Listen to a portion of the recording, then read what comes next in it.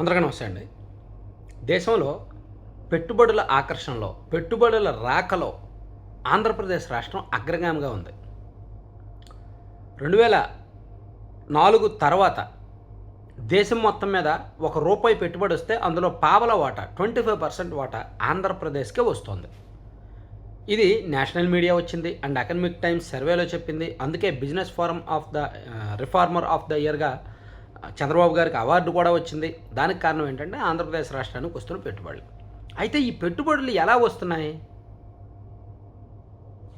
దానికి ప్రధానంగా వెన్నెముక నారా లోకేష్ గారే. చంద్రబాబు నాయుడు గారి మీద ఉన్న నమ్మకం, కూటమి ప్రభుత్వం మీద ఉన్న నమ్మకం ఒకవైపు ఉంటే, నారా లోకేష్ గారు చేస్తున్న కృషి, ఆయన కష్టం ఖచ్చితంగా మనం చెప్పుకోవాలి, అప్రిషియేట్ చేయాలి. ఇప్పుడు ఆయన రష్యాలో ఉన్నారు. రష్యాలో నిన్న ఇండో రష్యన్ డయాస్పొరా మీటింగ్లో పాల్గొన్నారు. ఆ మీటింగ్ పెట్టడానికి ఉద్దేశం ఏంటి, తను రష్యా రావడానికి కారణాలు ఏంటి అనేది చాలా స్పష్టంగా చెప్పారు. సింపుల్, అన్ని చోట్ల జరిగేదే. సో ఎవరైతే అక్కడికి వెళ్ళి స్థిరపడ్డారో వాళ్ళు బాగా స్థిరపడిన వాళ్ళు, పారిశ్రామికవేత్తలుగా ఉన్నవాళ్ళు ఆంధ్రప్రదేశ్లో పెట్టుబడులు పెట్టండి, మీకు కావాల్సిన సౌకర్యాలని మేము ఇస్తాం, భూమి ఇస్తాం, వస్తువులు కల్పిస్తాం, మ్యాన్ పవర్ మా దగ్గర ఉంది, అన్నీ మా దగ్గర ఉన్నాయి, మీకు కావాల్సిన ప్రోత్సాహకాలు కూడా ఇస్తాం, ఇతర రాష్ట్రాల్లో ఇవ్వని ప్రోత్సాహకాలు మేము ఇస్తాం, మా దగ్గర పెట్టుబడులు పెట్టి మా కుర్రోళ్ళకు ఉద్యోగాలు ఇవ్వండి చాలు అని తన స్పష్టమైన కారణాలను అక్కడ వాళ్ళకు వివరించి ఆకట్టుకున్నారు. సో అలాగే ఆంధ్రప్రదేశ్ విశిష్టతలేంటి, ప్రత్యేకతలేంటి, గడిచిన 2 ఏళ్లలో సాధించిన విజయాలేంటి, అవన్నీ కూడా అక్కడ చెప్పారు. అలాగే అక్కడ ఒక స్కూల్ ఉంది రష్యాలో, స్వేర్ సొసైటీ ఆధ్వర్యంలో ఒక స్కూల్ నడుస్తుంది. స్వేర్ బ్యాంక్ అనుకుంటా, ఆ బ్యాంక్ ఆధ్వర్యంలో నడుస్తున్న ఆ స్కూల్ ప్రత్యేకతలు ఏమిటంటే, వాళ్ళకి ఈ క్లాస్ రూమ్లు, బోధనలు, ఉపాధ్యాయులు, లేదంటే గ్రేడ్లు, పరీక్షలు ఇవేమీ ఉండవు అన్నమాట. అంతా కూడా సెల్ఫ్ లెర్నింగ్.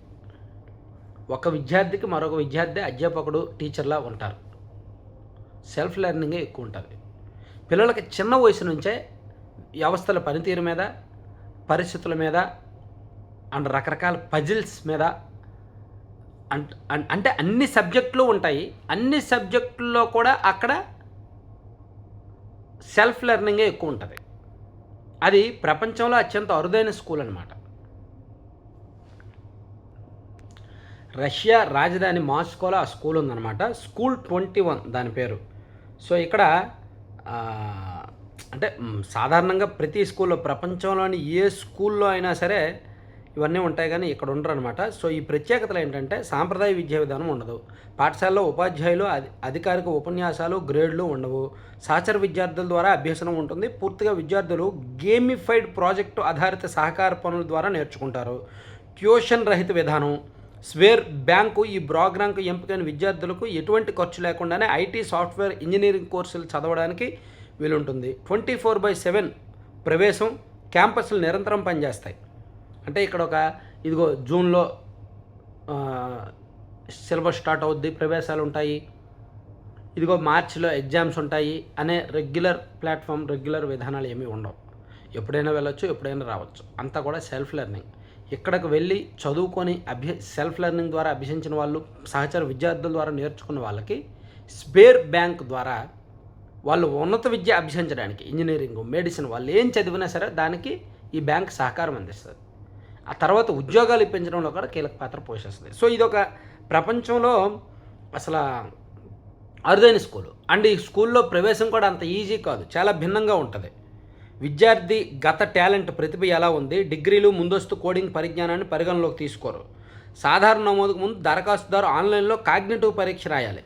సమస్య పరిష్కార నైపుణ్యాలు, అనుకూలతలను అంచనా వేయడానికి పిసిన్ అంటే స్విమ్మింగ్ పూల్ అని పిలిచే అనేక వారాల పాటు ఇంటెన్సివ్ ఆన్సైట్ ఎంపిక శిబిరంలో పాల్గొంటారు. అంటే ఇక్కడ మనకు చూడండి, ఏదైనా పెద్ద పెద్ద స్కూల్స్లో జాయిన్ అవ్వాలంటే ఎగ్జామ్ రాయాలి కదా, ఇక్కడ అలా ఉండదు. ఈ స్కూల్లోకి వెళ్ళాలంటే వీళ్ళ నైపుణ్యాల మీద ఒక సమస్య ఇచ్చి దానికి పరిష్కారం ఏ విధంగా ఉంది, వీళ్ళకి ప్రాబ్లమ్ సాల్వింగ్ టెక్నిక్స్ ఏ విధంగా ఉన్నాయి అనేది, వాళ్ళ మైండ్ సెట్ ఏంటి, ఐడియాలజీ ఏంటి అనేది బేస్ చేస్తారు. అలా ఇవన్నీ పరిశీలించి ఎంపిక చేస్తారు. అలాగే ఒక చోట ట్రైనింగ్కి పంపిస్తారు, అక్కడ వీళ్ళు ఎలా సక్సెస్ అయ్యారనే దాన్ని బట్టి ఎంపిక చేస్తారు ఈ స్కూల్కి. సో ఆ స్కూల్ని నిన్న లోకేష్ గారు పరిశీలించారు. అంటే ఒకవైపు పెట్టుబడులను ఆకర్షించడం, మరోవైపు ఒక విద్యాశాఖ మంత్రిగా ప్రపంచంలో భిన్నమైన స్కూల్ని పరిశీలించి ఆ విధానాలు ఏమైనా మనకి ఇంప్లిమెంట్ చేసుకోవచ్చా అన్నది ఆలోచించడం, ఇవన్నీ కూడా. ఇప్పుడు నారా లోకేష్ గారు గతంలో అమెరికా పర్యటనకు వెళ్ళారు. 2024 అక్టోబర్లో ఆయన అమెరికాలో పర్యటించారు. దాదాపుగా ఒక 10 రోజుల పాటు పర్యటించారు. ఆ ఫలితం మనకి 2024 డిసెంబర్, 2025 జనవరిలో కనిపించింది. అమెరికాలో అగ్రగామి పెద్ద పెద్ద ఐటీ సంస్థలు ఆంధ్రప్రదేశ్కు వచ్చి విశాఖలో పెట్టుబడులు పెట్టాయి. సో గూగుల్ అతిపెద్ద డేటా సెంటర్, ప్రపంచంలో అతిపెద్ద డేటా సెంటర్ మన దగ్గర పెట్టడానికి కారణం ఏంటి? ఇటువంటి చర్చలే. సో పెద్ద పెద్ద సంస్థలు మన రాష్ట్రానికి రావడానికి కారణం ఇటువంటి చర్చలు, ఇటువంటి సంప్రదింపులే. సో ఆ విషయంలో లోకేష్ గారు సక్సెస్ అయ్యారనమాట. ఇప్పుడు రష్యా పర్యటన కూడా అందుకు ఉద్దేశించిందే. ఇదేదో ఆషామాషిగా సరదాగా కుటుంబ సభ్యులతో కాలక్షేపం చేయడానికి కాదు, విధానాలను అధ్యయనం చేయడానికి, పారిశ్రామికవేత్తలను ఆహ్వానించడానికి, కొత్త కొత్త సంస్థలను ఆంధ్రప్రదేశ్ గురించి చెప్పడానికి.